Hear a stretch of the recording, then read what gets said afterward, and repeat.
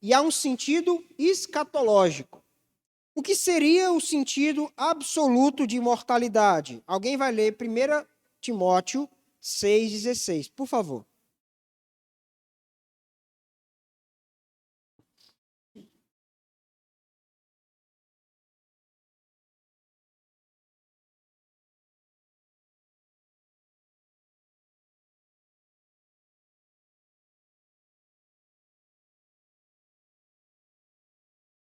O texto está dizendo que apenas Deus é imortal. Quando falamos da imortalidade absoluta, estamos pensando na condição original, eterna e necessária. Por natureza, Deus é eterno. Ok? Por natureza, Deus é eterno. Quando pensamos no homem, e o texto de Gênesis, que o homem é orientado a não provar do fruto proibido, porque se ele provasse, certamente morreria, a ideia é de que o homem tinha imortalidade física, mas isso foi uma concessão dada por Deus e que pôde ser perdida por causa da desobediência. Então, quando Timóteo fala que só Deus é imortal, é porque faz parte da essência de Deus ser imortal.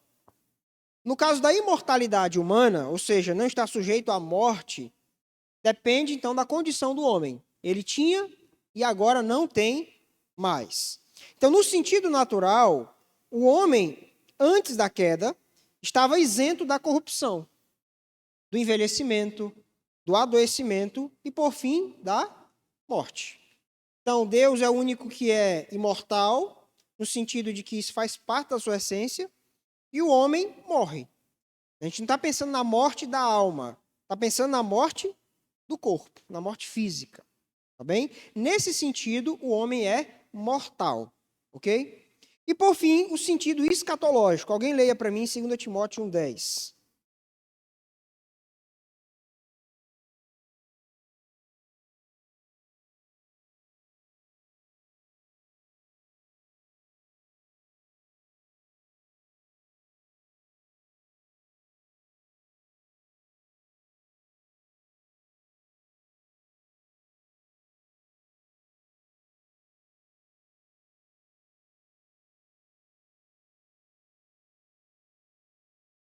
Ou seja, o homem é mortal e imortal. Em que sentido?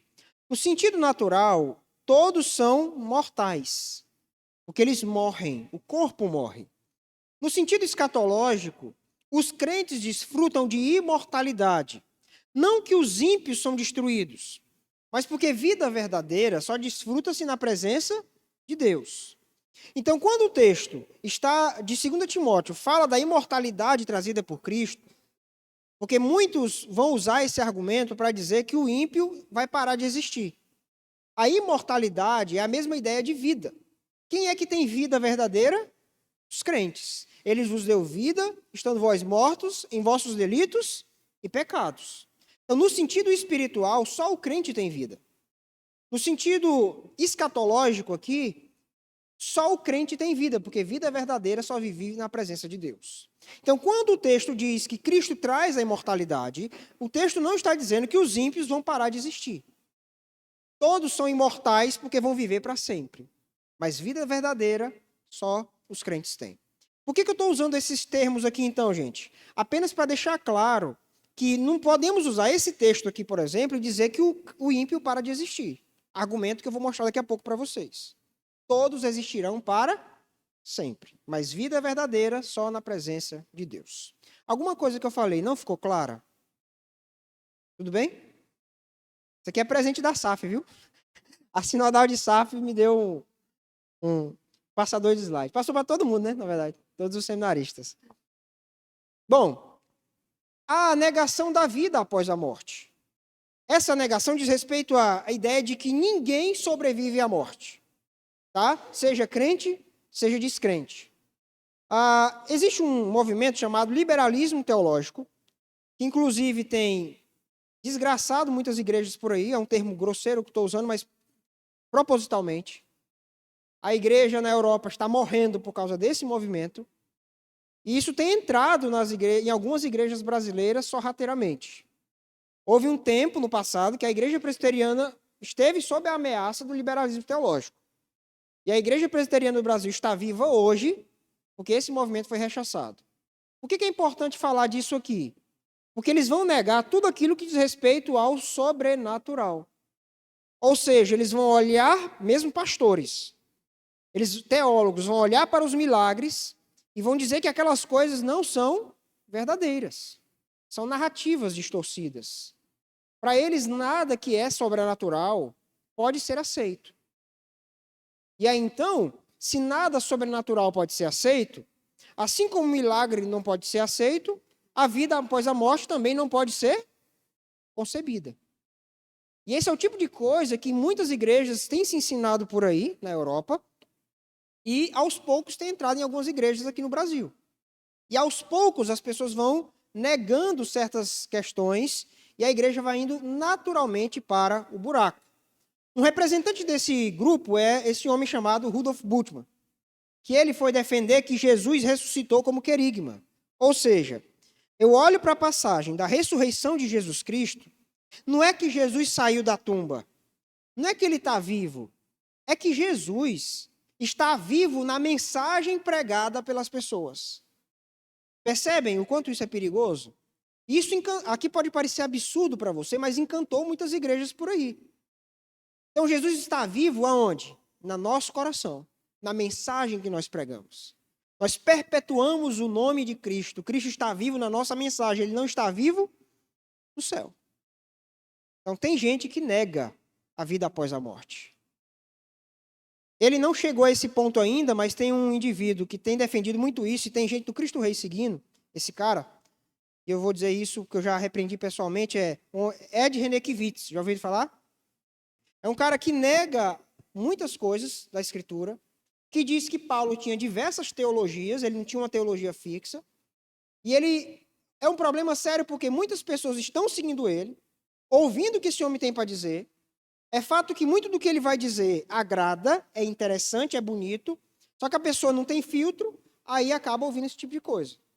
E aí fica aqui um parêntese que eu estou abrindo, se você não tem maturidade suficiente para julgar pregadores de internet, tá, você pode perguntar para o presbítero, você pode perguntar para mim, mas sabe o meu conselho? Siga pessoas que você sabe que são fiéis, porque você pode estar ouvindo besteira sem perceber. Entendem? Razão pela qual aqui e acolá irmãos postam vídeos bonitos, emocionais, mas que no fundo tem uma mensagem errada. E ela nem percebeu. Porque ela está tão emocionada pela mensagem bonita daquela pessoa que ela esquece do erro que está naquela pequena parte. Recentemente mesmo eu vi um story, e no story tinha uma mensagem bastante bonita e tinha uma heresia no meio da fala. E a pessoa nem percebeu. O Tiago está dizendo para você não ouvir pregadores na internet e ter o olho fechado? Não. Mas se você sabe que não tem muita maturidade para julgar, vá naqueles caminhos mais certos.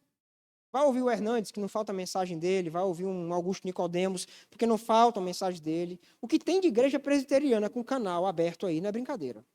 Você tem um ministério fiel, que boa parte deles são batistas, mas ensinam muita coisa boa. Por que eu ficar ouvindo esses influenciadores de internet que você não tem capacidade de julgar? Eu espero que vocês entendam onde é que eu quero chegar. Cuidado com esse tipo de gente. Cuidado com quem você ouve. Tá bom? Eu estou à disposição, os irmãos da liderança estão à disposição para ouvir você e filtrar alguma coisa que você ouviu na internet. Mas quer um conselho? Vá ouvir gente mais segura. Tá bom? Para não ficar consumindo porcaria. Tá bem? Eu saí do prumo, mas eu acho que era necessário. Tá bom? Ah, Tiago, eu já sou maduro. Tá, que bom. Então ouve. Tome cuidado. Tá? Textos, então, para rebater isso aí, né? Nós temos Marcos 12, 27. Esse aqui foi o Lucas que pregou, né? Deus é Deus de vivos e não de mortos. Ou seja, os saduceus estavam errados. Foi quem que disse isso? Cristo Jesus. E aí um texto que eu queria que alguém fizesse a leitura é 1 Coríntios 15, verso 13 e verso 14.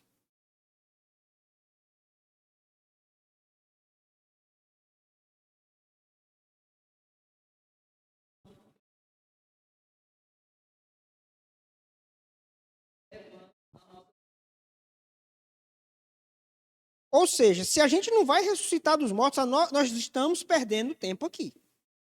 Porque para a teologia liberal, a ressurreição está ligada à ideia de transformação social. Nova vida é um novo mundo desse, transformado. Para nós, nova vida é aquela que nós teremos no novo céu e na nova terra.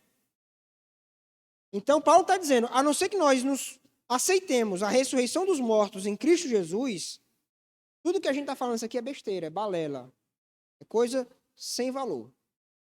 Porque a consumação da nossa salvação, ela se dá quando?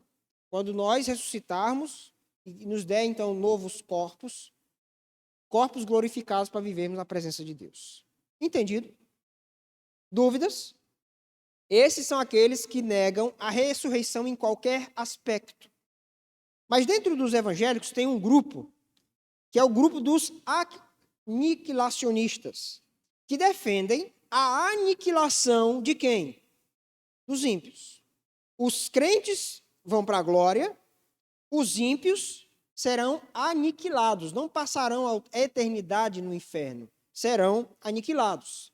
Quem é que defende isso? Testemunho de Jeová. Aceita testemunho de Jeová, diz que os incrédulos vão para a destruição. Não haverá um inferno eterno. Outro grupo que diz isso é o grupo dos adventistas do sétimo dia. Eles gostam de usar o termo erradicação. Para eles, serão então erradicados os ímpios. Eles não passarão a vida inteira no inferno. E um teólogo que a gente gosta muito, John Stott, flertava com o aniquilacionismo também. Eu amo John Stott, para mim é um grande teólogo, e eu gosto de ler o John Stott, mas ele escorregou aqui. Para ele era inconcebível a ideia de uma pessoa passar a eternidade sofrendo. Certo? Então perceba o tanto que isso é perigoso, porque um cara do naipe do John Stott defender isso, não é brincadeira. Tá bom? Bom, quais são as bases bíblicas que eles têm? João 3,16, né? Então, a ideia, Deus amou o mundo de tal maneira para que todo aquele que nele crê não pereça. Para ele, o perecer é o quê? É desaparecer, certo? Para nós, perecer é o quê? Passar a vida inteira, o resto da eternidade sofrendo. Para eles, perecer é cessar de existir, tá bom? Outro texto é Filipenses 3,19. Alguém leia, por favor.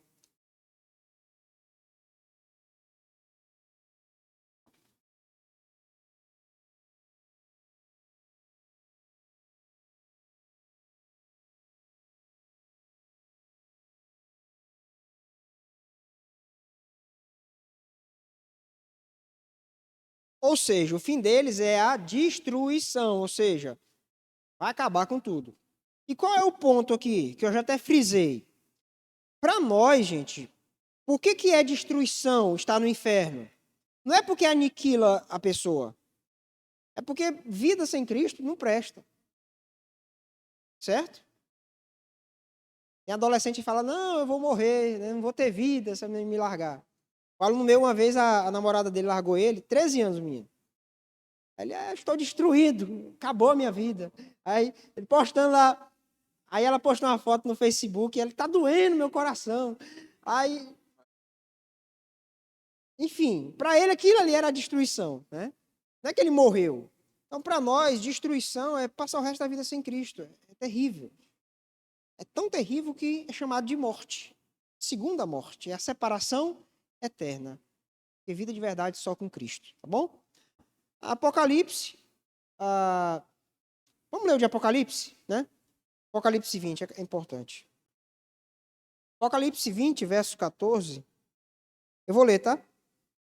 Então a morte e o inferno serão lançados para dentro do lago de fogo. Essa é a segunda morte. Então, quando o texto diz que o inferno vai ser lançado no lago de fogo, para eles está dizendo o seguinte: o inferno vai deixar de existir. Qual é o problema? Que a palavra inferno talvez não seja a melhor tradução.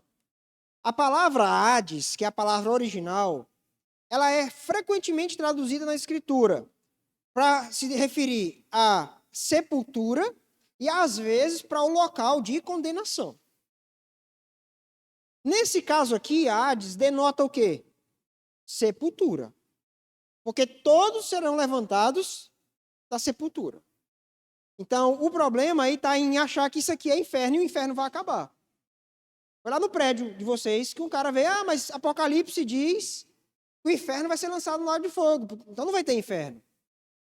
No dia eu falei sobre o texto de João Batista, né? E aí João Batista lá falando do inferno, ele diz, mas a Bíblia diz, mas o inferno ao qual se refere é qual? É a sepultura. E com base em que eu posso dizer isso? Porque há essa dupla possibilidade, sepultura ou local de condenação, e o próprio Cristo fala frequentemente desse inferno. Entenderam o que eu estou dizendo? É preciso tomar cuidado com o que a gente usa. Nem sempre, quando a Bíblia fala de inferno, está falando do local de condenação. Quem é que vai dizer isso? O contexto da passagem. Tá?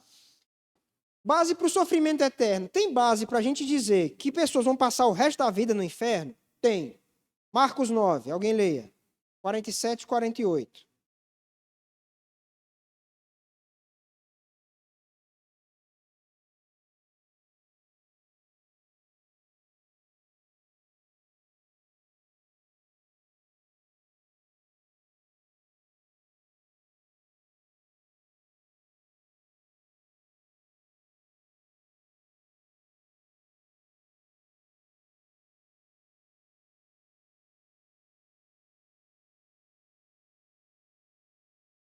Ou seja, o verso 48 diz que o verme não para de comer, ele vai ficar vivo.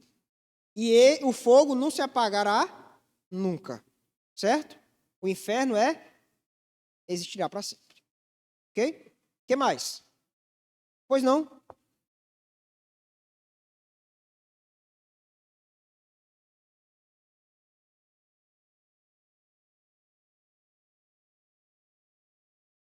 O texto?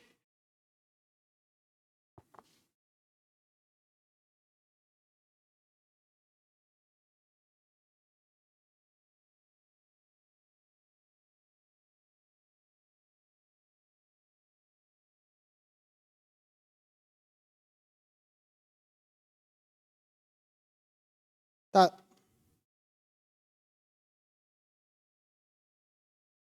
Só ler o texto aqui de novo, tá? Edificaram os altos de Tofete, que está no vale dos filhos de Rinom, para queimarem a seus filhos e a suas filhas, o que nunca ordenei, nem passou pela mente. Mas a ideia aqui é o quê? É do... Deus não... A ideia aqui é de sacrifício, não é isso? De oferecer seus filhos em sacrifício. Havia, então, o pecado aqui de idolatria, de queimar filhos ao sacrifício. É Jeremias 7,31. Certo? Deus está acusando Judá. Não está dizendo que Deus não vai lançar ninguém para o inferno. Mas Deus odeia a prática de queimar os próprios filhos. É isso que o texto está dizendo. Né? Se tem alguém para queimar alguém no inferno, esse alguém é Deus e não nós. Certo?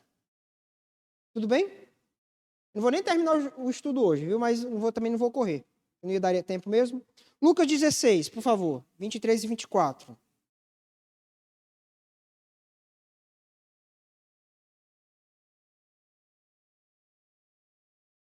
Talvez dê. Lucas 16, 23 e 24. É o...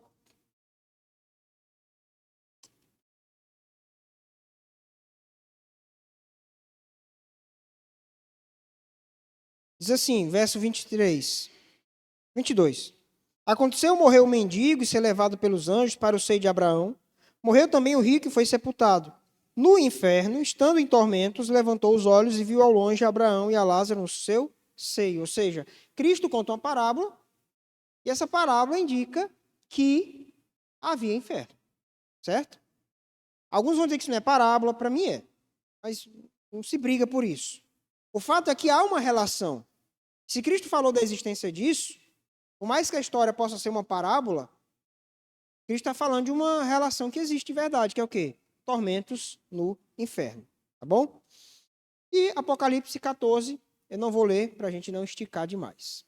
Tudo bem, gente, até aqui? Alguma pergunta?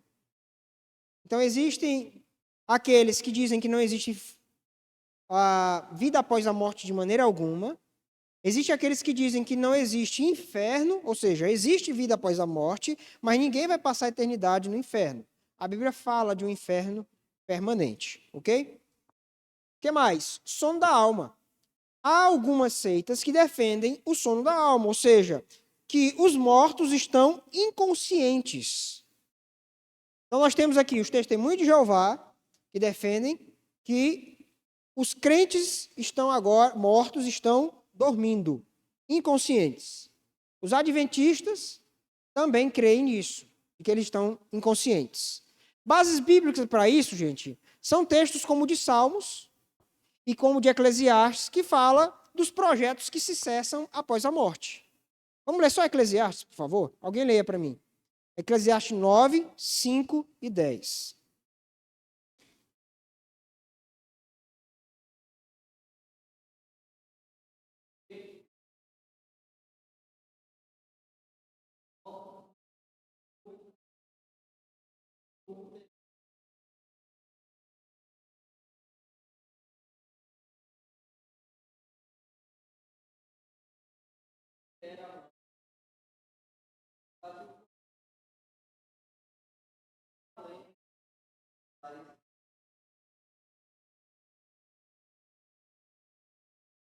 Ou seja, se você interpretar como eles interpretam Eclesiastes, está dizendo, olha, não tem nada para fazer depois da morte. Então quer dizer que eles não têm projetos, então eles estão o quê? Dormindo. Mas nós temos que entender que o livro de Eclesiastes e todo o pessimismo que a gente enxerga nele é visto sob uma perspectiva humana. Ou seja, no fundo o que ele está dizendo é, os projetos que nós temos que executar agora enquanto estamos vivos. Então, estendendo a ideia, qual é o tempo de se arrepender? É agora. Não dá para querer mudar de vida no inferno, certo? Os projetos têm que ser executados aqui. E o que a gente executa aqui reverbera na eternidade. Ok? João 11:11, eu não vou ler para não esticar. Mas qual é a base bíblica que a gente tem para a consciência? De novo, a parábola do rico de Lázaro. Alguns vão dizer que a história aconteceu de fato. Não vou brigar por isso. Indica consciência lá, tá? Apocalipse 6, o texto de Apocalipse 6 fala que os santos estão lá na glória clamando por justiça. Até quando o Senhor não fará justiça? Ou seja, eles estão incomodados com toda aquela perversidade que estava acontecendo na terra. Eles estavam preocupados com a glória de Deus que estava sendo maculada. Foi dito para eles repousarem, mas lá não é dito que eles iriam dormir. Foi apenas dado um consolo para eles aguardarem a consumação de todas as coisas. Dúvidas? Não? Vamos ler Apocalipse. Apocalipse 14, 9 a 11.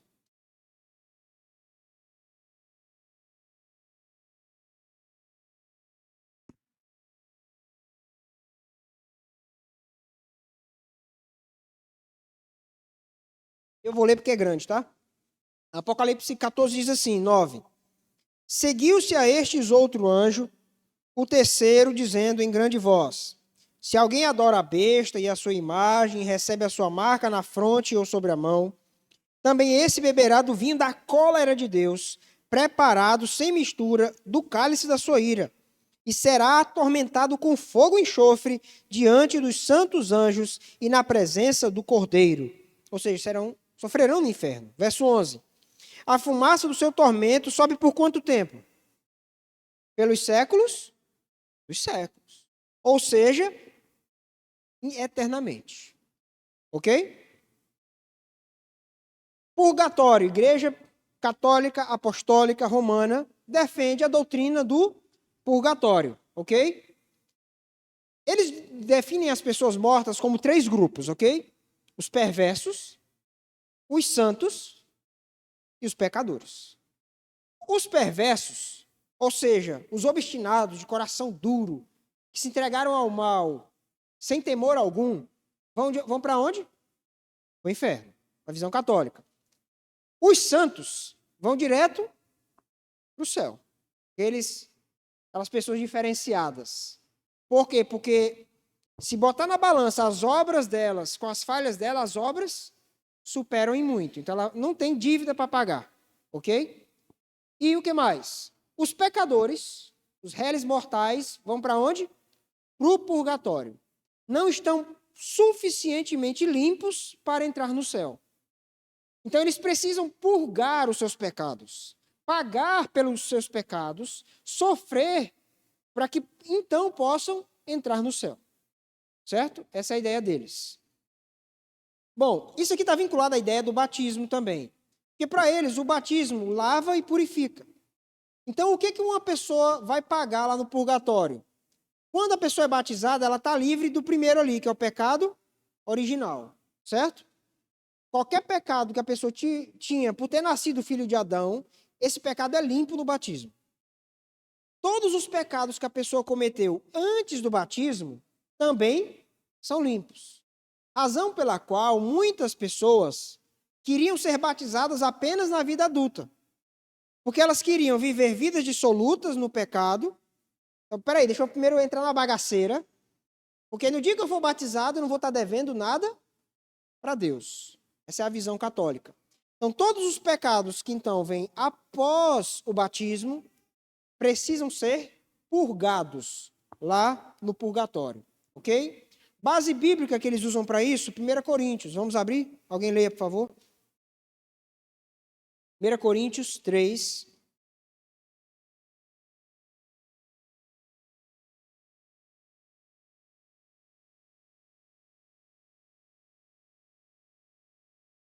Alguém leia, por favor, do 12 ao 15.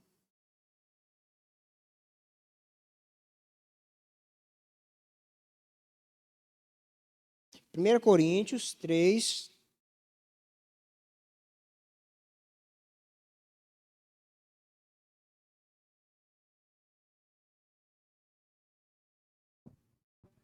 Isso é 1 Coríntios, é? Primeira epístola de Paulo aos Coríntios. É?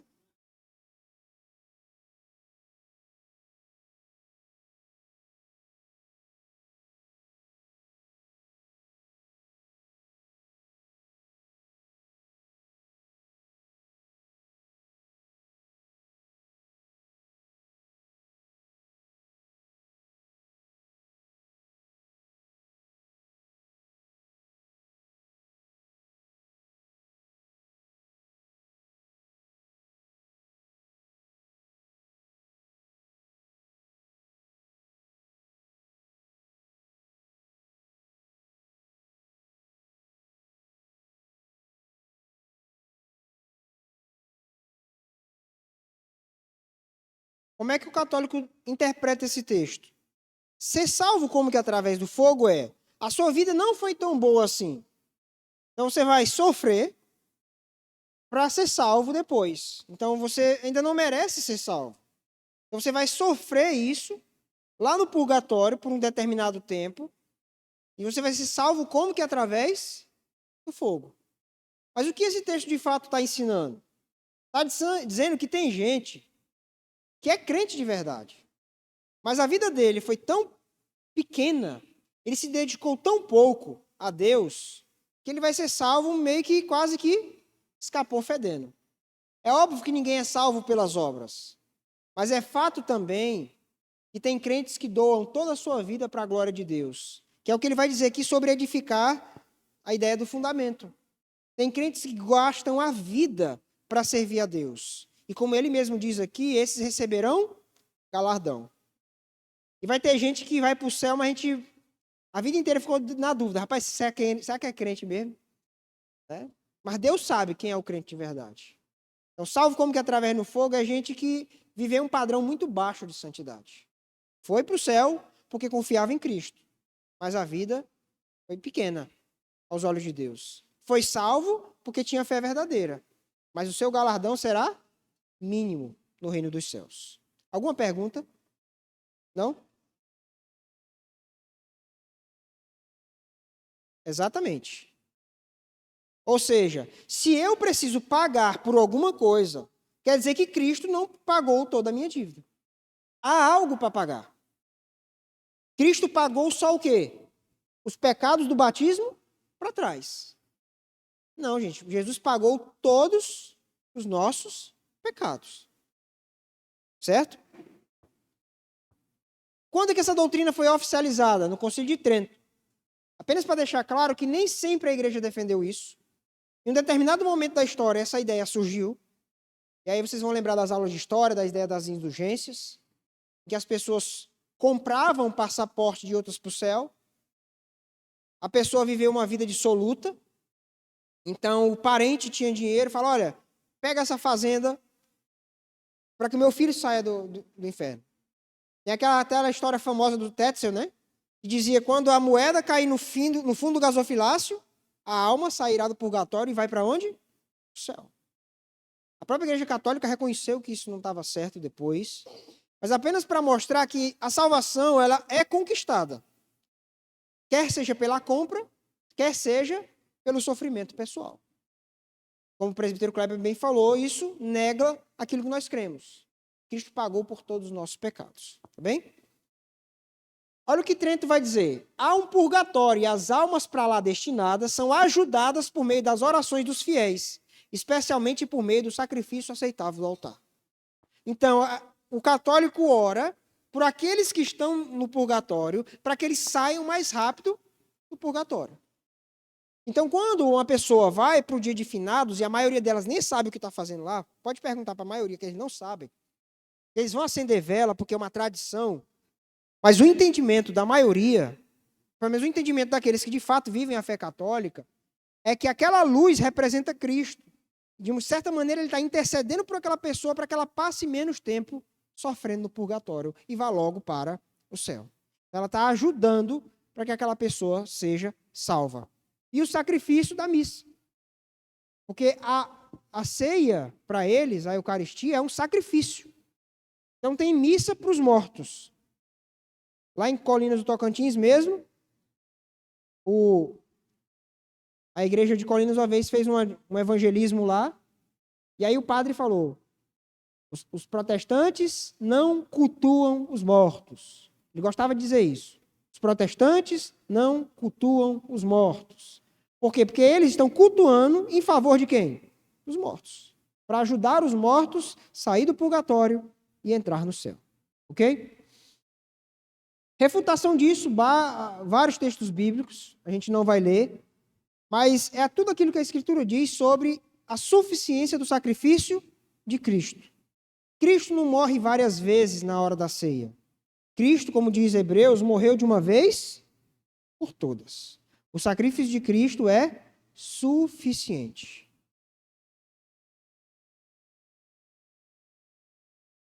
Pode tirar.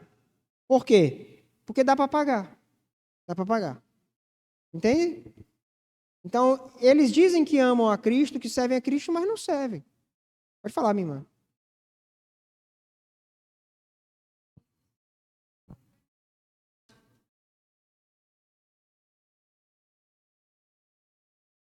Sim,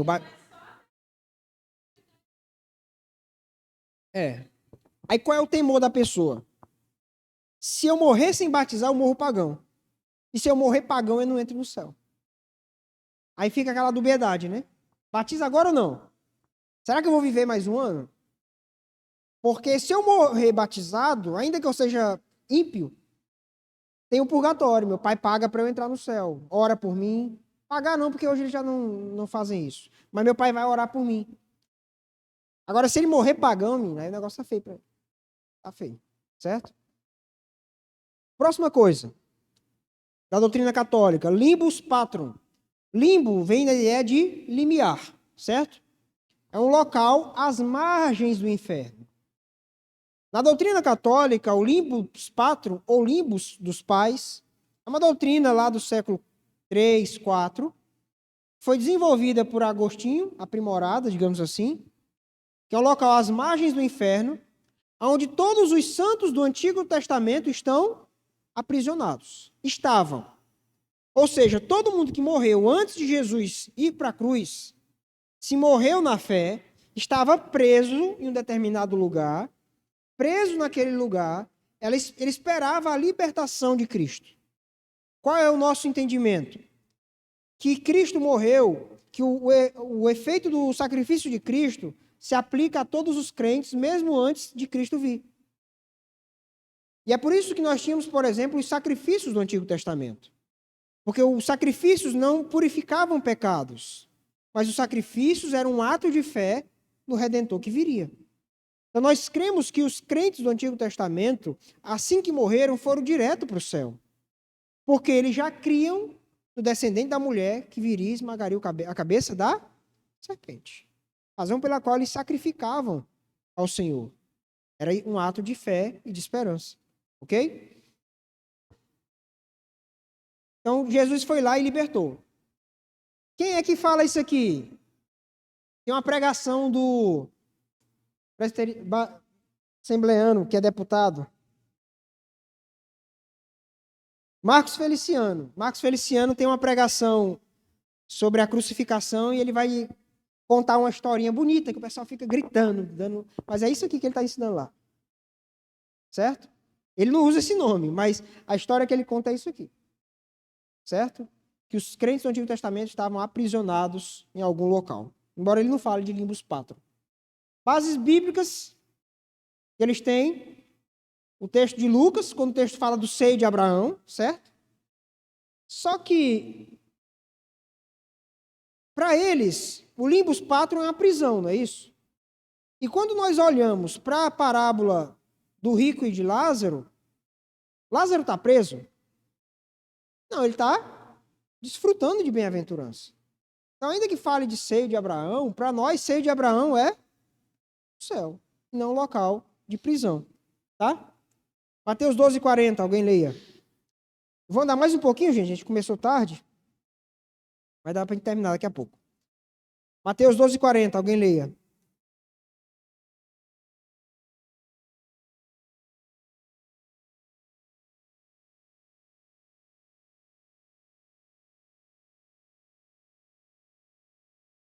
Para eles, os 3 dias que Jesus passou na sepultura, na verdade, ele estava visitando o inferno, ou, no mínimo, visitando o limbus patrum para prover a libertação. Mas não é isso que o texto diz, ok? Pedro, que fala que Cristo pregou aos espíritos em prisão, e quando eu expus 2 Pedro aqui, eu acabei tocando nesse texto, e aí na ocasião eu expliquei para os irmãos que Cristo pregou por meio de quem? No tempo de Noé. Cristo pregou por meio de Noé. Noé é pregoeiro da justiça. Então, os profetas do Antigo Testamento eram voz de Cristo no Antigo Testamento. Tá bom? Texto de Hebreus, eu vou pular para a gente não demorar, ok? E o limbus infantum. Esse limbus infantum é um local às margens do inferno também, aonde as crianças que morreram sem o batismo estariam. Eu digo estariam porque nós não cremos e também porque não era uma coisa geral na Igreja Católica. Não era dogmática como o limbus patrum, certo? Para eles, as crianças gozam lá de uma felicidade natural, gozavam. Por quê? Ela morreu, não deu tempo batizar, mas como não foi um ato de desobediência, a falta de batismo impede de entrar no céu, mas também ela vive uma vida feliz. Uma vida feliz sem Jesus. Eu não sei que vida é essa. Vida feliz é só na presença de Jesus. Mas em 2008, a própria igreja revogou essa doutrina. Existe um documento, se você pesquisar esse nome, você vai achar, tá? A esperança da salvação para crianças que morrem sem ser batizadas. O Conselho Teológico da Igreja procurou o Papa, na época o Bento XVI, e eles então aprovaram a inexistência desse lugar. Disseram que crianças que morrem sem batismo, vai para onde? Vai para o céu. Né? Hoje é o que a Igreja Católica oficialmente defende. Quer falar, presbítero? Eu não botei base bíblica porque eles não usam, então não vou refutar com nada também, certo? E aí, Tiago, o céu é um lugar ou é um estado? Agora eu quero que você me responda. O céu é um lugar? É um lugar. Por quê? Lucas 24, 39, vamos ler?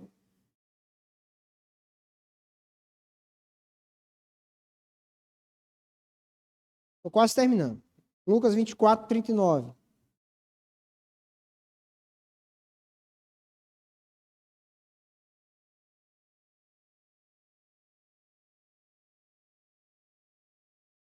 Jesus ressuscitou com o quê? Com um corpo. E corpo tem que ocupar algum lugar. E o texto de Atos diz que Jesus subiu para os céus. Então, se Cristo tem um corpo, esse corpo tem que ocupar algum lugar. Então, o céu não é um estado. O céu é um lugar. Ok? Apocalipse 7:11.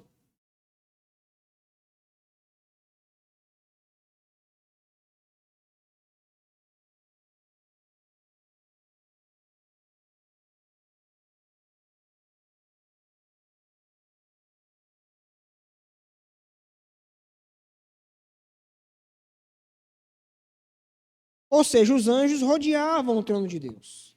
Entenda, gente. Deus é espírito. Os anjos são seres espirituais. Mas esses seres espirituais, eles ocupam lugares, espaços. A gente não sabe ao certo como funciona no céu. Mas o fato é que essa ideia de posição permite entendermos essa questão de localidade. É um local com características diferentes da nossa, mas é um local. Entenderam? 2 Coríntios, capítulo 12, do 2 ao 4. Eu vou ler, tá?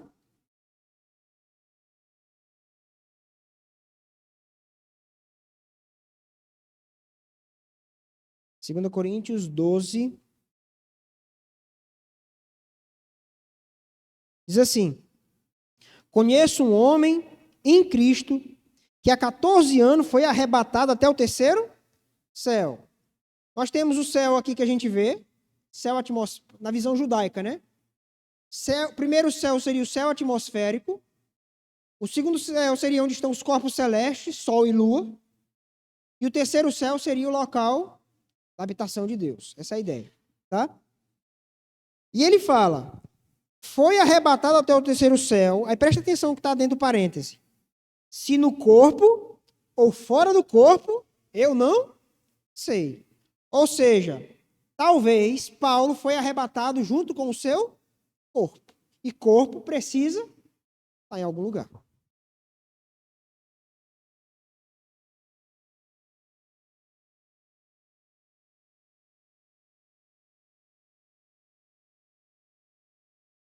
Sim. Aí a gente não responde, mas sabe que Deus pode todas as coisas. O próprio Paulo não tinha certeza como que foi. Então a gente também não responde, né? Mas ele fala, ele não descarta a hipótese do corpo ter ido junto, né? Ele não descarta a hipótese. 1 Reis, para que os céus dos céus não podem conter o Senhor, certo? Deus ocupa todos os locais, espaços, mesmo sendo um espírito, tá bem? Considerações finais para a gente fechar o nosso estudo.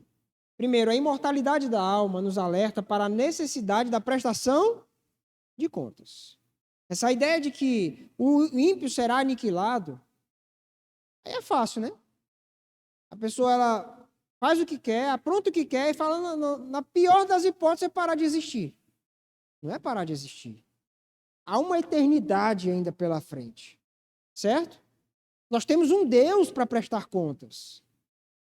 Então, a gente tem que viver bem a nossa vida, com muito cuidado, com muito zelo, tá bem? Então, quer queira, quer não, o aniquilacionismo abre espaço para confortar os ímpios. Ninguém tem que vir para a igreja por medo de ameaças. Mas nós temos que mostrar as ameaças que a Bíblia faz. João Batista não teve medo de falar disso. Nós também não podemos ter, tá? Não há redenção após a morte. Aqui eu estou contrapondo a visão católica. Oração sua não manda ninguém para o céu. Se quiser orar, ore agora, pela pessoa que está viva. Bote o joelho no chão, chore, clame, interceda. Enquanto ela estiver viva, ela pode se encontrar com Cristo. Depois disso, certo? O que mais? Logo após a morte, desfruta de benefícios ou juízos resultantes da fé ou da falta desta.